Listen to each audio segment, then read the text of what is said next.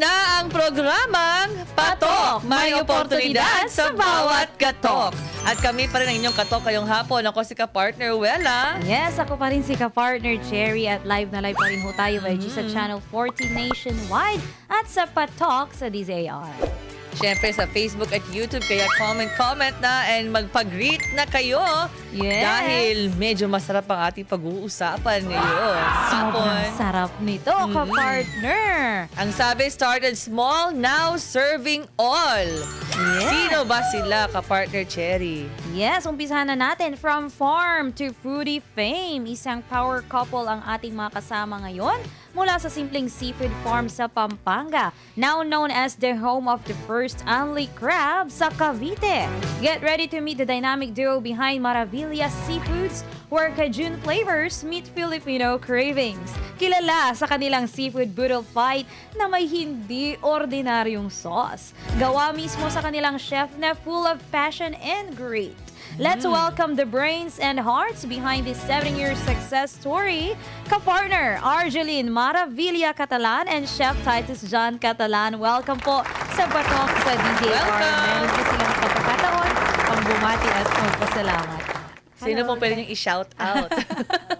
Shoutout namin yung Team Maravillas. Siyempre. Sa buong family namin na suporta. Yes. Yes, Team Maravillas at kompleto ho sila on the side with their Oo, families. si baby. And baby boy, yes. Ayan, so paano ba nagsimula itong Maravilla Seafood? Maravilla Seafood. Kasi actually yung family namin, no, meron kaming seafood farm sa Pampanga. Located siya sa Masantal, Pampanga.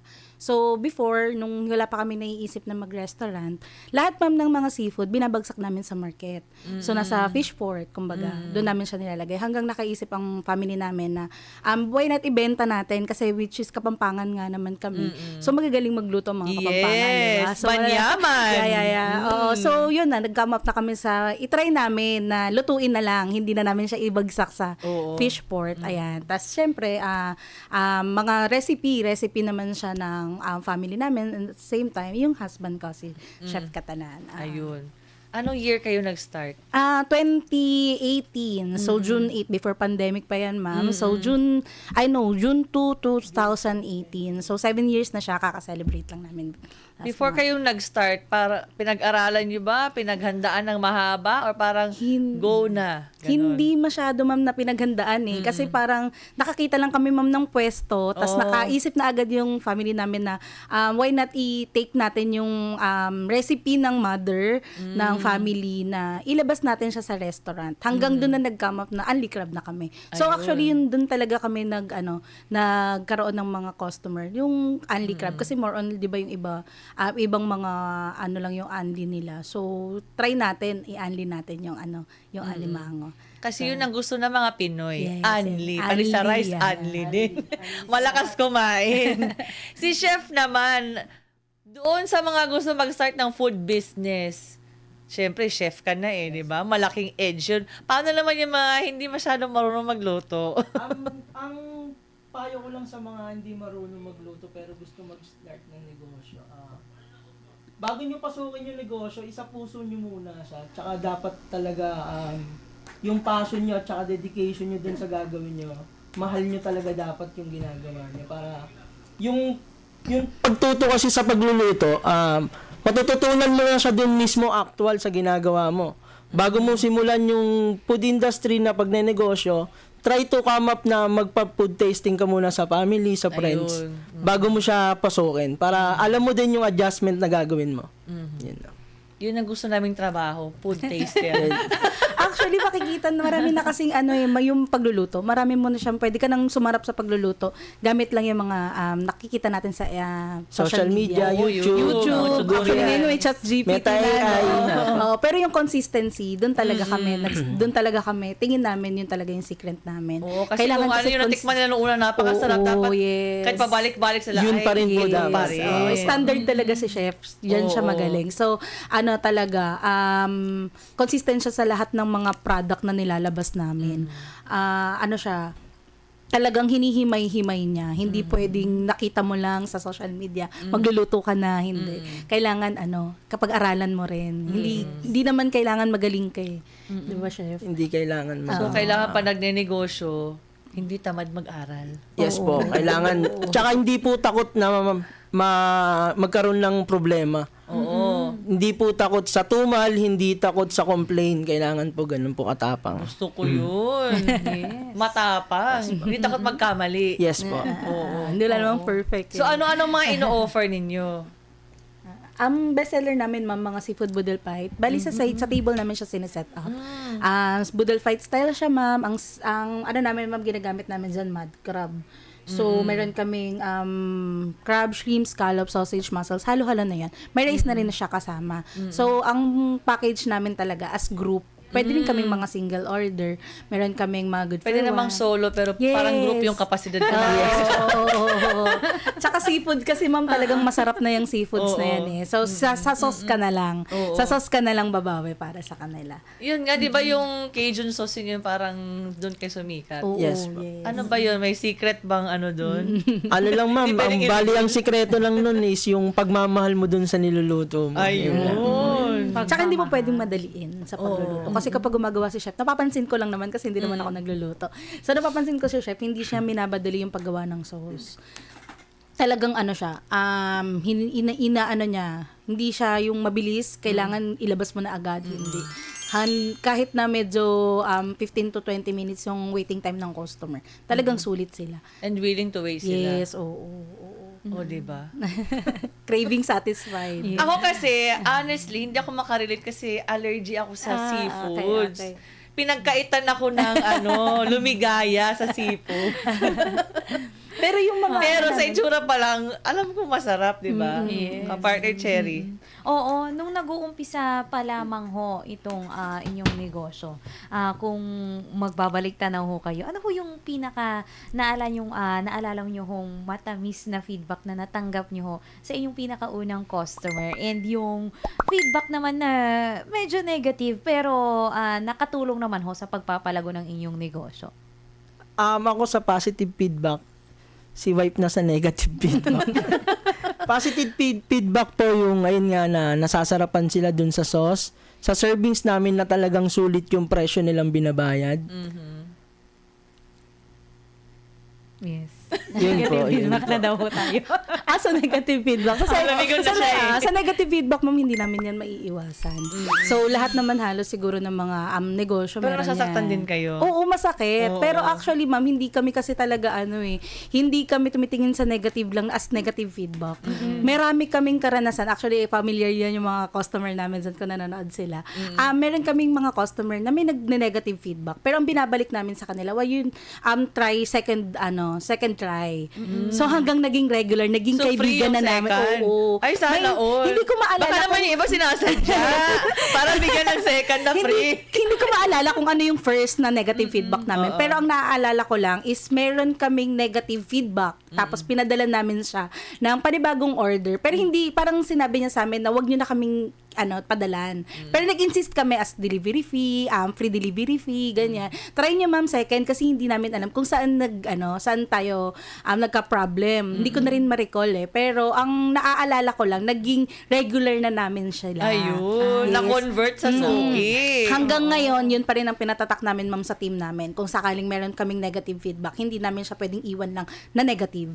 Hindi kami hihinto hanggat hindi nyo kami natatry ulit. Oo. Yan. Kailangan mabawi yung feeling. Yes po. Kasi ano Kailangan yan eh, maging comfort food Sa nila. seafood kasi hindi siya ganun kamura. Hindi siya yung 100 Oo, plus lang or for example, pinaghirapan nila yung price na binibili nila sa amin. So why not balik naman namin yung hirap nung pinagpaguran nilang pera sa craving satisfied na gusto nila. So marami kami yan, yung mga positive feedback namin ni chef, craving satisfied, lalo na mga buntis, nagkikrave Talaga? sila, naglilihi. Oo. Yan, kahit sarado na kami, may may time pa na kahit mga 11 or 12 midnight na, ma'am. Mag-message amin. Siyempre, husband ko naman yung nagluluto. Talagang pinipilit ko siya na, kasi ang hirap eh. Ang hirap pag nagkikrave yung mga ganyan, mga pregnant women, ganyan. Talagang pinapadala namin sila ng mga delivery. Iba ang buntis Yan. pag nagalit. Yes, ma'am. Minsan nga po, ma'am, 3 a.m. may umorder na po sa amin. Totoo yun. Kakapikit pa lang ng ice ko, kailangan ko lang magluto. Totoo. Ano yung operating hours ninyo? Ang operating talaga namin, ma'am, mall hours lang siya. From 10 a.m. to 10 p.m. lang kami. Minsan nag-11 p.m. kami kapag talagang marami kaming customer. Pero pag So sa ano Ibiya lang kayo o may mga branches pa? Pero kasi nagde-deliver kami, ma'am, ng mga party trays, ng mga catering services. Meron din po kaming catering services, ma'am. Ayun, Pinasok kompleto namin. na. Oo. Pinasok namin last year, no, ang catering services. Doon naman, naging okay din kami. Hindi lang kami, ma'am, Puro basta sa food. seafood. Meron din kami mga ino-offer, ma'am, na ibang delicacies. Kasi nga, chef, di ba, sayang naman kung di mo gamitin. yes po. Saka ano niya talaga. And nabasa ko dito, 2 a.m. gising ka na para mag-prepare lang ng Para mamalengke napakaraming po, yes po. dishes. Ah. What time ka naman tutulog? O wala na? Matutulog po ako nun mga around 5 p.m. na po din. Gigising na naman po ulit ng umaga para mag-asikaso na naman po ng mga lulutuin. Totoo ba yung sinasabi nila kapag ikaw yung nagluluto, parang nauumay ka na sa amoy pa lang? Ayaw mo nang tikman yung kinain mo o hindi naman? Yes po, may pagkakataon po na ganun po talaga na nauumay. Pero ang standard po kasi ng isang chef, bago mo po ilabas yung isang produkto mo, kailangan mo muna siyang matikman. Para talagang yung lasa is kung talagang confirm na sa'yo na masarap, bago natin ipatikim sa masa. So ikaw ang Yun taga po. QC. Yes po. Final say. The final ito ilabas touch. na to. Ay, final. Pwede pong mag-apply bilang taga-QC. Mayroon din po ba kayong plano to expand like sa Makati area, Maynila po, yung malapit-lapit po dito sa amin? Yes ma'am, actually naghahanap po na kami ng mga lot na pwede po naming bilhin or upahan po dito po sa Makati area po. Kung saan po malapit yung lugar ko din po. Yes. At huwag nyo kaming kalimutan Yes sa food po. tasting. Aside from expansion no ng inyong restaurant, ano pa po yung ibang na-visualize ninyo, visions and plans po for your business po? To expand, 'di ba? So to expand at saka iba pang siguro mas lumaki pa yung catering services namin. Ngayon kasi lang kami, food lang kami. So magre-rent sila ng ibang mga tables and chairs pero sa amin yung mga food. So maganda yung isang isang packages na. So Lahat kayanin, na. oo. Oo. Coordination, lahat na yan. Yan yung dream ko para sa Maravilla Seafood. Yung lumawak kami, hindi Oo. lang din sa syempre matulungan din namin yung mga family namin na kung may ibang mga walang work, yan, pasok sila sa amin. Yan yung mga gusto namin. Yan lang. Yes. Ito, basahin natin yung ibang comment. Sabi ni Winter Fresh Seafood, daming choices at sabay-sabay pakain. Wala na, sold na ako. Kathleen Jam de la Serna, buti na lang wala akong allergy. Sana all. Kaya gusto ko talagang kumain ng seafood. Si Regine Cadiente, sobrang saya ng salo-salo lang na seafood budol fight ang handa. Kasi kami din dito, mahilig kami sa budol fight. Like pag mga weekends, o may mga time na para sa lunch, budol fight talagang asarap, di ba? Parang Oo, ma'am. feeling mo, lalo sa masarap yung kain pag salo-salo. Feeling ko yun yung yun yung talaga nagpatok sa kasi sama-sama.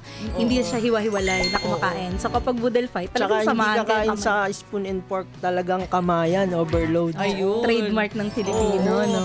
Kasi ngayon din sa digital world, di ba? Habang kumakain, nagsiselfone, hindi na Oo. nag-uusap.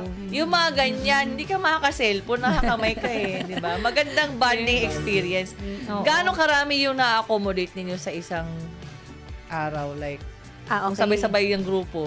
Nakaka-accommodate kami, ma'am. May mga times na, lalo na pag weekend, napupuno namin yung talagang place namin siguro mga nasa 60 packs, 70 packs, yan. Marami Kung, na rin. kung sa customers naman, ma'am, yung mga sleep, hindi ko na siya mabilang Pero, estimate mo, chef, mga ilan kaya? Mga nasa 150, no? 100, mga 150 slip sa isang araw po ang nasa-serve po namin na food. Ano yung parang pinakapatok na in-order nila? Mixed seafoods, yan. Kailangan mixed seafoods na naka-Cajun sauce. So, yung Cajun sauce kasi medyo, medyo spicy. So, yan Oo. yung mga gusto nila. Sarap nun. Tsaka haluan mo po ng kakaibang Java rice namin na Naku. talagang nilalagyan namin ng mga vegetables. Yan. Yan yung nagpapapatok Cajun sa sauce naman tsaka rice sa akin. Yes. Enjoy kasi kumain, no? Pag parang may kaagaw ka. Oo, no? ma'am. Kaysa Oo. solo ka lang kumain. Yes. Sabi din dito ni Häagen-Dazs, sabi niya, sauce pala ang ulam na. Nagpaparinig. Oo, sabi naman ni Yana, sobrang enjoy tong Boodle setup na to. Good food, good vibes, good company. Sabi naman ni Lelay, wow, sana may magbigay sa akin yan sa birthday ko pa. Shoutout po. Ay, happy birthday! Happy birthday, Yes, sabi naman Lelay. ni Clay Perez, wow, seafoods, maravillas. I've been there with my troops. Nakarating na pala sila sa Patok. Congrats po. Ayan. Then si Hope, sabi niya, suka plus seafood, happy life. Kasi No, suka kasi ho yung- kanina, suka. Video Baka guest ng namin. partner. Ay, oo nga. Yes. Si Roma Covers, kaibang pangalan. Grabe na, masarap na, delisyosa yan. Delicious yan, ah. diba? Yes. Doon sa mga gustong umorder, saan kayo pwedeng hanapin? You can visit us Maravilla Seafood page. So, makikita niya lang yan. Just type Maravilla Seafood and Steakhouse. Makikita niya na po yan na pwede kayo magpa-deliver, pwede kayo magpa-take out, pwede kayo magpa-dine-in. So, pwede kayo magpa-reserve, lalo na mga family gatherings. Yan, inaasahan namin kayo na sa mga family gatherings, matry nyo yung mga seafood boodle fight namin. Nasa loob kami ng Evia Mall, nasa 3rd floor po kami. Malapit po kami sa mga restaurant dyan like Brothers Burger and Pepper Lunch. Just find Maravilla Seafood in Commune Hall. Si Chef. Anong message niyo dun sa mga, yung mga gusto mag-start ng negosyo pero parang hindi nila sure kung food ba sila or sa service ba, products ba, ano ba? Siguro hindi naman kami ganun kagaling sa pagnenegosyo, no. Meron pa rin kaming mga trial and error. Pero ang na lang namin is mai-share na lang namin sa inyo yung mga experience. Huwag kayong matakot kasi kailangan galawan. So for us, hindi kasi gagalaw ang isang bagay kapag hindi mo siya kinilusan. So try nyo lang. Try nyong hanapin kung saan kayo saan yung gusto nyo. Kung hindi man kayo magaling magluto, ayaw nyo man mag-seafood business or restaurant business, maraming pwede. So, kailangan mo lang himay-himayin, isipin, tsaka kilusan. Huwag kayong matakot sa puhunan kasi pwede kayong mag-start sa maliit. Hindi nyo kailangan ng malaki agad. So, nag-start kami ng family ko na hindi kami talagang sobra. Actually, kung makikita nila yung first namin na restaurant, hindi namin siya pinaganda. Simple lang. Pinabusog lang namin yung mga nila. Tapos doon na kami ma'am nakilala. So yun na lang yung advice namin ni Chef sa mga aspiring na mga magnenegosyo. Hindi kayo dapat matakot sa malaking puhunan. Pwede kayo mag-start sa small, kilusan nyo lang. Hindi kailangan na big agad. Kasi pwede ka mag-start sa maliit. Yung finances, sunod-sunod na yan kapag maayos na yung Saka na kayo tumingin ng kita. Actually hindi kami sumasahod nung una. Palabas lang lahat. Pero hanggat kinilusan ng kinilusan, pinasarap ng pinasarap, doon na namin na-discover na finances to follow. Papasok na lahat ng kita dyan. So, yun lang yung Ayusin mo lang yung Yes. pagnenegosyo mo, di ba? Maging masaya si customer, babalik at babalik din yan. Yung mga blessings susunod na yan. Yes. At saka yung team. Mahalaga yung mga Yung team. mga empleyado dapat pag Ilan na yung nagnegosyo empleyado tayo. nyo ngayon? Na siguro nasa na kami ma'am, nasa 5 kami ngayon Five. sa mga nagluluto. So yan, hindi mo, tsaka yung mga tao namin, sila pa rin yung mga tao namin before. Hindi kami inalisan ng mga tao namin. Yung Siguro mga yun empleyado, ituring natin na kapatid, pamilya, yung trato natin sa kanila. Kasi sila yung talagang sa negosyo natin. Sila yung kasama natin sa pag-unlad ng negosyo. Kaya kailangan tratuhin natin sila na parang hindi ibang tao sa atin. Actually, hindi namin siya tinatawag na helper sa amin. Talagang team talaga namin sila. Kasi pagka wala kami, sila yung nag-take charge ng lahat. So, sila yung sa negosyo. Sila yung nagluluto. Tsaka hindi lang basta masarap lang yan. Dapat good service din tayo. So, kailangan yun yung maibato namin sa mga customer. Kasi kahit na masarap yung product mo, kung hindi maganda yung society, tsaka mararamdaman yan ng customer. Kung medyo palaaway yung crew, di Yes, ba? tsaka pinuntahan ka ng mga customer. Ibig sabihin, minsan marami kaming mga customer, ma'am, nang dinadayo kami. So, balik lang tayo ng service na maganda. Kasi yun talaga yung pinaka-secret namin. Hanggang saan yung pinakamalayo ninyong customer? Madami. Meron kami Bulacan, Manila, Pampanga. Quezon City, ang Pampanga, may mga order din. Oo, meron pa nag-order sa amin, ma'am, hilaw. Para lang, Sila na daw po sila bahala. sila na mag-steam. Pero sa amin, ma'am, pina-frozen namin yung sauce. Sila na lang bahala. Kasi malayo yung biyahe nila. Gusto nila mainit. Gusto nila dalhin pa nila sa kung saan-saan, bus, aeroplano, yan. Kasi gusto na nila yung craving talaga nila. Oo. May hindi makapunta, Para gusto nila, ito talaga yung nagustuhan ko. Oo. Diba? Kaya, bigay nyo na sa amin, kami na bahala. Oo, gano'n. Mga gano'n naman, ma'am. Talagang conditional kami dyan. Pero syempre, hindi namin ibibigay, ma'am, kapag talagang masisira. Kasi sayang talaga. Tsaka ano din nila. Syempre, baka sumakit. Sisira yung pangalan nyo rin. Yes. Kahit craving sila, darating ang oras na matitikman din nila. Yan. Pag narinig nila ang pangalang Maravilla Seafood, ano yung gusto yung tumatak sa isipan ng mga tao? Maravilla Seafood, kakaiba yung sauce. Yan. At saka Tsaka ang gamit po namin crab is mud crab, fresh from our farm. Yan. Yun ang advantage, may farm kayo. Yes. po. Yung parents ko po. Farm Hindi sila sa hirap Pampanga. sa supply. Yes. Hirap sa Oh. Tsaka mga sugpo. Yan. Naku. Before kasi doon pa namin pinadala sa fishport. Yun talaga nag-start, ma'am. Before sa fishport. Tapos ngayon, talagang nilalabas na nila. Pinapaano na nila sa amin, pinapasalo na nila sa amin yung mga sugpo, mga alimango, mga isda. Yan. Tsaka diretso talaga, ma'am, sa restaurant namin. Yung, Fresh na fresh. Fresh na fresh. Sana all. Oo. At hindi sila naapektuhan nitong nakaraang bagyo sa supply kasi may sarili silang farm. Sila ay matatagpuan mga kapartner sa third level ng Evia Mall. Ano ba yung mga dapat nating abangan dyan? Baka may mga pa-promo po kayo for the month of August. Sa promo, lagi kami may promo. Basta sa birthday, yan, nag-free kami, may free kami baked scallops, may free kami baked tahong, meron din kami Sarap mga ng baked tahong. Yes, oo. Yung Ano mga kung yan. may cheese? Lagi yan, ma'am. Meron kaming dala. Baka gusto niyang itry. Ayun. Tapusin na natin to. Tikman na natin. Yan po yung lunch nyo, ma'am. Seafood. Saktong-sakto sa nagkomento kanina dahil birthday daw niya bukas. Oo, try nyo, ma'am. Oo. Meron kaming free sa kanila. Sabihin nyo lang po na nanonood po kayo ng patok, may free na po kayo. Keyword. Keyword patok. Nanood ng patok. Any last message po sa ating mga viewers o sa mga kapwa negosyante? Message sa mga kapwa namin negosyante. Try lang natin ng itry. Lagi lang tayo. Saka syempre nandyan si Lord.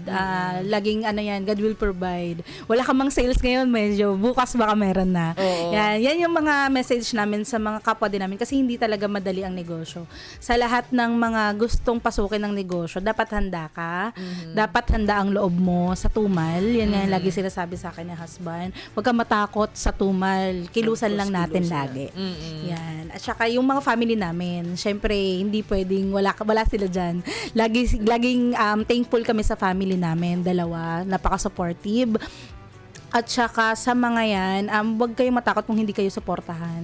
Blessed lang kami kasi sinusuportahan kami ng family namin. Pero sa mga iba na hindi man nakakatanggap ng suporta sa iba, hayaan Kasi iba nyo. walang believe sa'yo yes, diba? oo, hayaan nyo. Kasi self-esteem mo yung naanohan. Pero for us, siguro hindi man namin naranasan yung walang support kasi ang dami talagang sumusuporta sa amin sa family. Hayaan nyo na lang kung hindi kayo nasusuportahan. Feeling nyo na hindi kayo nasusuportahan. Pero darating ang araw, pag tinuloy-tuloy mo, marami yan papasok. Hindi man sa family, hindi man sa friends, pero sa ibang tao, doon ka makakatanggap ng mga support. So, ayan yung natin. Si Chef naman. Yun nga po, na sabi na ni wife na isa rin yung wag kang mainggit dun sa kanegosyo mo kung parehas kayo ng produkto. Kasi isa yun sa nagpapabagsak sa mga bagong nagnenegosyo. Yung inggit, tsaka yung kompetensya. Ayan, huwag kang makikipagkompetensya sa kanila. Yung produkto mo, may sariling ikikilos yun. Kumbaga, payo ko sa mga katulad namin na nasa food industry, yung sarili nating produkto, hayaan na natin na yung sarili nating produkto yung kumilos para sa atin. Gawin lang natin yung tama, gawin lang natin na masarap yung niluluto natin, ganun. Yung tao na mismo yung magsasabi nun, tsaka sila na yung bahala na mag-order sa'yo ng paulit-ulit. Sa uli, marirealize na lang natin yun na at least wala kayong natatapakan na tao sa iba. Kasi mahirap din yun na, siyempre, kapwa natin mga Pilipino, pag nagkaroon tayo ng mga inggit, yan, mahirap talaga yan. Magpapabagsak sa atin yan. Ang dami nating lesson na nakuha, no? Kay ka-partner Argeline and kay Chef Titus. Sana all ang negosyo ganyan. Yes. Marami pa tayo mga comments pero kulang na tayo sa time mga ka-partner. So, isend nyo na lang. Tuloy-tuloy lang sa pag-comment. Pwede naman after ng ating live. Babasahin natin later. Oo, napakarami nilang na-inspire na mga manood. Ang pinakagusto ko ng Patok. doon yung huwag matakot. Yun yung parang tumatak talaga sa ano ko. Huwag kang matakot sa tumal, huwag kang matakot na magkamali. So, huwag kang matakot na magsimula ulit, di ba? So, hindi pwede yung mga takot at mga tamad sa pagnenegosyo, mga ka-partner. So, yan po ang ating napaka-punong-puno ng mga spices and flavors na episode ngayong hapon. So, mga ka-partner, kung meron kayong kwentong alam yung papatok sa isipan ng bawat Pilipino, Abay, huwag mong itago kundi dapat ito'y iyong ibahagi at ipatok na yan! At bago tayo magpaalam, laging tandaan ang sinasabi sa Proverbs 10:4. a lazy person will end up poor but a hard worker will become rich. Nagpapahirap ang katamaran, ngunit ang kasipagan ay nagpapayaman. Yes, ako po si ka-partner Cherry. Ako naman si ka-partner Wella, magsalo-salo ulit tayo bukas. Sa kaparehong oras at himpilan dito lang sa Patok, may oportunidad sa bawat katok. Inyong napakinggan ang iba't ibang kwento at kalaman dito sa programang Patok. Hanggang sa muli, magsama-sama ulit tayo tuwing Lunes hanggang Biyernes, 1:00 hanggang 2:00 ng hapon. Dito lamang sa DZAR 1026 Sunshine Radio Manila.